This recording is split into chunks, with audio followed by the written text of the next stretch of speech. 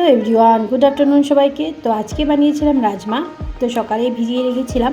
রাজমাটা পুরোটা করেছি ঘুগনির মতন। তো ঘুগনিতে যা যা মশলা লাগে সেরকম করে বানিয়েছিলাম। আর এদিকে গরম জল হয়ে গেছে, গরম ভাত বসিয়ে দিয়েছি আর চাউলটাও দিয়ে দিয়েছি। এদিকে খোকা ইলিশ এনেছিল, সেগুলোকে ফ্রাই করে রেখে দিয়েছি। আর এদিকে শালগম আলু কাটা হয়েছে তরকারি বানানোর জন্য, পাতলা আজকে ঝোল করবো বলে। তো এদিকে কড়াই গরম হয়েছে, দিয়ে দিয়েছি তেলের মধ্যে দিয়েছি পেঁয়াজটা একটু ফ্রাই হয়ে গেলে দিয়ে দেবো শালগম আর আলুটা। তো শালগম আর আলুটা কিছুক্ষণ ফ্রাই করে দিয়ে দেবো হলুদ আর লবণ। তারপরে এটার জন্য একটা পেস্ট করে রেখেছিলাম পেঁয়াজ আর কাঁচা লঙ্কা। তো এখানে লঙ্কার গুঁড়ো আমি ব্যবহার করব না, জিরে গুঁড়ো ব্যবহার করব না।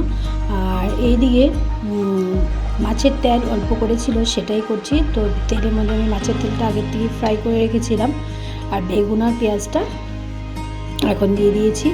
আর ভাবলাম যে কালকে দুটো মাছ 2 পিস আছে, সেটাও এটার মধ্যে মিক্সড করে নেব। তো এটাকে আমি ভালো করে বেগুন আর পেঁয়াজটাকে ফ্রাই করে নিচ্ছি। আর মাছ দুটো ছিল সেটাকেও একটু ভেঙে এটার মধ্যে দিয়ে দিয়েছি। তো কিছুক্ষণ ফ্রাই করবো ভালো করে আর একটু ঢাকা দিয়ে দেবো। ঢাকা দিয়ে তারপরে আমি বাকি চিংড়ি মাছটা বেছে নেব। তো এদিকে এটা ভালো করে ফ্রাই করে নিচ্ছি। ফ্রাই করা হয়ে গেলে এটাকে কিছুক্ষণের জন্য একটু ঢাকা দিয়ে দেবো। তো এটা হতে থাকুক। তারপরে আমি এদিকে এটা ঢাকা দিয়ে তারপরে চিংড়ি মাছ লাউ দিয়ে করবো, সেটা চিংড়ি মাছগুলো সবগুলো বেছে নেব। আর এটা আমি ঢাকা দিয়ে দিয়েছি। এখন ঢাকাটা উঠিয়ে হয়ে গেছে, আমার মাছের তেলটা হয়ে গেছে আজকে। আর শালগম আলু এদিকে সাতলানো হয়ে গেছে, সেদ্ধ হয়ে গেছে, দিয়ে দিয়েছি ঝোল। আর দিয়ে দেবো এখন মাছগুলো। তো ঝোলটা একটু উতরালেই দিয়ে দেবো মাছগুলো। তো দিয়ে দিচ্ছি মাছগুলো। আর মাছগুলো উতরালে তারপরে তরকারিটা নামিয়ে দেবো। এদিকে আমি লাউ, আমার চিংড়ি মাছ বাছা হয়ে গেছে, তো লাউ বসিয়ে দেবো। দিয়ে দিয়েছি গোটা জিরে, একটু তেজপাতা আর একটু পেঁয়াজ। তো এটা একটু সময়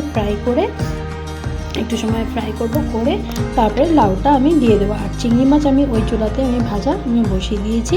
তো এদিকে লাউটা দিয়ে দিয়েছি, দিয়ে দেবো এটার মধ্যে হলুদ লবণ। এটার মধ্যে আমি জিরে গুঁড়ো ব্যবহার করবো না, খালি হলুদ আর লবণ আর কাঁচা লঙ্কা দেবো। তো কাঁচা লঙ্কা আমি চিড়ে আগের থেকে দিয়ে দিয়েছিলাম। এদিকে চিংড়ি মাছগুলো আমি এটাকে ভাজা করে নিচ্ছি চিংড়ি মাছগুলোকে। তো চিংড়ি মাছটা এদিকে ভাজা হতে থাকুক। চিংড়ি মাছ বেশি ছিল না, অল্পই ছিল। তো একটাই লাউ কেটেছি অল্প করে বানানোর জন্য। এইদিকে আমার লাউটাও প্রায় কষে এসেছে আর লাউটাও হয়ে গেছে। তো আজকের ব্লগটা তোমাদের কেমন লাগবে অবশ্যই কমেন্ট করে জানাবে। আর ভালো লাগলে লাইক আর সাবস্ক্রাইব করবে আর সাথে থাকবে। Tata bye.